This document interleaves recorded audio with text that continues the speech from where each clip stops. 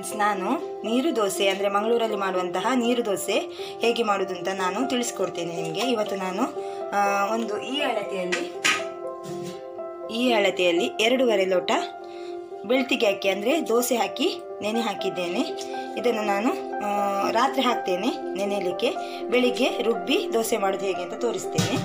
ಈಗ ಇದನ್ನು ಚೆನ್ನಾಗಿ ತೊಳ್ಕೊಂಡು ನೆನೆ ಹಾಕಬೇಕು. ಈಗ ನಾನು ಇದನ್ನು ಚೆನ್ನಾಗಿ ತೊಳ್ಕೊಂಡು ನೆನೆ ಹಾಕಿದ್ದೇನೆ. ಬೆಳಿಗ್ಗೆ ಗ್ರೈಂಡರಲ್ಲಿ ಅಥವಾ ಮಿಕ್ಸಿಯಲ್ಲಿ ಚೆನ್ನಾಗಿ ನೈಸಾಗಿ ರುಬ್ಬಿ ನೀರು ದೋಸೆ ಹೇಗೆ ಮಾಡೋದು ಅಂತ ನಾನು ಮಾಡಿ ತೋರಿಸ್ತೇನೆ ನಿಮಗೆ. ಈಗ ಇದನ್ನು ಬಾಯಿ ಮುಚ್ಚಿ ನೆನೆಯಲಿಕ್ಕೆ ಇಡ್ತೇನೆ. ನಾನು ರಾತ್ರಿ ಪೂರ್ತಿ ಇದನ್ನು ನೆನೆಯಲಿಕ್ಕೆ ಬಿಡ್ತೇನೆ. ಇದೊಂದು ಬೆಳ್ತಿಗೆ ಅಕ್ಕಿ ಆದ ಕಾರಣ ಒಂದು 2 ರಿಂದ 3 ಗಂಟೆ ನೆನೆದ್ರೆ ಸಾಕು. ಆದರೆ ನನಗೆ ಬೆಳಿಗ್ಗೆ ಮಾಡಲಿಕ್ಕೆ ತೊಂದರೆ ಇಲ್ಲ, ಎಷ್ಟು ಹೊತ್ತು ನೆನೆದ್ರೂ ತೊಂದರೆ ಇಲ್ಲ. ನಾನು ಇದನ್ನು ನಾಳೆ ಬೆಳಿಗ್ಗೆಗೆ ಮುಚ್ಚಿಡ್ತಾ ಇದ್ದೀನಿ. Hi, good morning friends.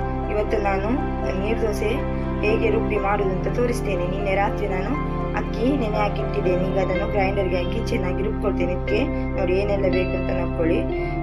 ಈ ಲೋಟದ ಮೆಜರಲ್ಲಿ ನಾನು 2.5 ಲೋಟ ಅಕ್ಕಿ ತಗೊಂಡಿದ್ದೇನೆ. ಅದನ್ನು ನಿನ್ನೆ ರಾತ್ರಿ ನೆನೆಸಿಟ್ಕೊಂಡಿದ್ದೇನೆ. ಸ್ವಲ್ಪ ಅನ್ನ ನೋಡಿ, ಒಂದು ಅರ್ಧ ಕಪ್ಪು ಅನ್ನ, ಆಮೇಲೆ ಸ್ವಲ್ಪ ಉಪ್ಪು. ಇದಕ್ಕೆ ರುಬ್ಬುವಾಗ ಬೇಕಿದ್ರೆ ಒಂದು ಅರ್ಧ ಹೋಳು ತೆಂಗಿನಕಾಯಿ ಹಾಕೊಳ್ಬೋದು, ಅದೇ ನಾನು ಹಾಕೊಳ್ತಾ ಇಲ್ಲ, ಅದು ನಮಗೆ ಆಪ್ಷನಲ್ ಆಗಿ ತಗೊಳ್ಬೋದು.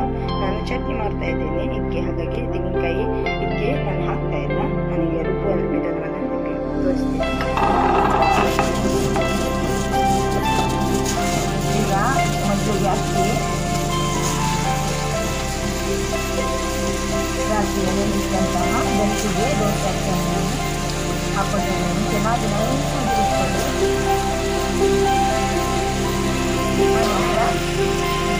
ಅನ್ನ,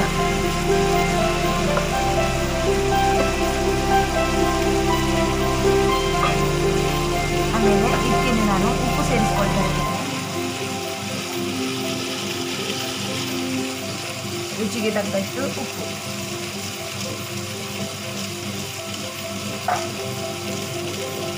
ನೀರು ಸೇರಿಸಿ ಚೆನ್ನಾಗಿ ರುಬ್ಕೊಳ್ಳಿ.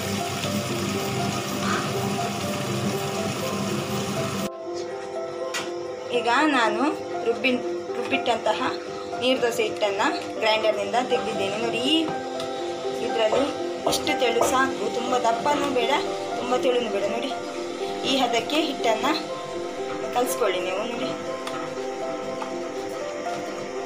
ಈಗ ನಾನು ಹೇಗೆ ಮಾಡೋದು ಅಂತ ತೋರಿಸ್ತೇನೆ. ಮೊದಲಿಗೆ ಒಂದು ಕಬ್ಬಿಣದ ಕಾವಲಿಯನ್ನು ನಾನು ಗ್ಯಾಸಲ್ಲಿ ಬಿಸಿಯಾಗಿ ಇಟ್ಟಿದ್ದೇನೆ. ಅದಕ್ಕೆ ಸ್ವಲ್ಪ ಎಣ್ಣೆ ಹಾಕ್ತಾ ಇದ್ದೇನೆ. ನಾನು ಜಾಸ್ತಿ ನಾನ್ ಸ್ಟಿಕ್ ಕಾವಲಿಗಳನ್ನಾಗಲಿ ಕಡಾಯಿಗಳನ್ನಾಗಲಿ ಉಪಯೋಗಿಸೋದು ಕಡಿಮೆ. ನಾನು ಕಬ್ಬಿಣದ ಕಾವಲಿಯಲ್ಲಿ ದೋಸೆ ಮಾಡೋದು ಜಾಸ್ತಿ, ತುಂಬ ರುಚಿಯಾಗಿರುತ್ತೆ ಕಬ್ಬಿಣದ ಕಾವಲಿಯ ದೋಸೆ. ನೋಡಿ, ಈಗ ಸ್ವಲ್ಪ ಹಿಟ್ಟು ಹೀಗೆ ತೆಳುವಾಗಿ ಹೀಗೆ ರುಬ್ಕೊಳ್ತಾ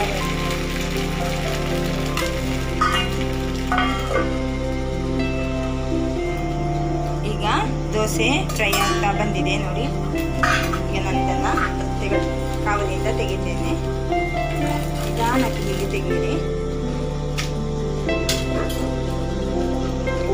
ಈಗ ಮತ್ತೊಂದು ದೋಸೆ ಹಾಕ್ತಾ ಇದ್ದೇನೆ.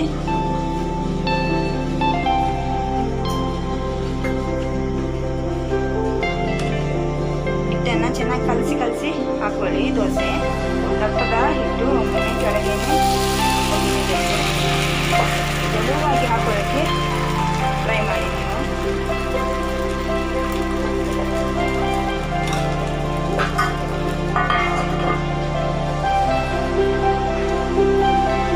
ಈಗ ಈ ದೋಸೆ ಫ್ರೈ ಆಗ್ತಾ ಬಂದು ಮೀಡಿಯಂ ಗ್ಯಾಸಲ್ಲಿ ಇಟ್ಕೊಂಡು ಮಾಡಿದ್ರಾಯಿತು.